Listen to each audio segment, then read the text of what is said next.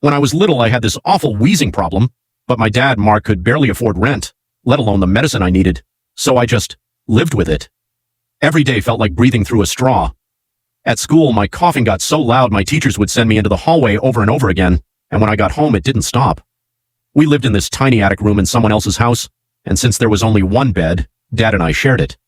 He worked this brutal late-night warehouse job, so he'd come home completely wiped. But the moment he lay down, my coughing would start all over again. I knew it kept him awake, but I also knew he cared about me more than anything. Dad struggled a lot with his temper and his anxiety.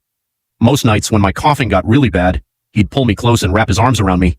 He'd hold me so tight I could barely move, and I honestly thought he was trying to comfort me, like he wanted to calm me down by holding on to me really hard. I never said anything, even when it hurt, because I didn't want him to think I didn't appreciate him. I'd whisper that I loved him, and every single time he'd let go and start crying quietly in the dark before we finally fell asleep.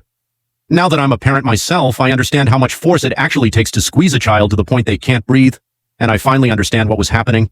He wasn't comforting me, he was exhausted and overwhelmed, and he was trying to press down on my chest hard enough to make me pass out so I'd stop coughing and he could sleep.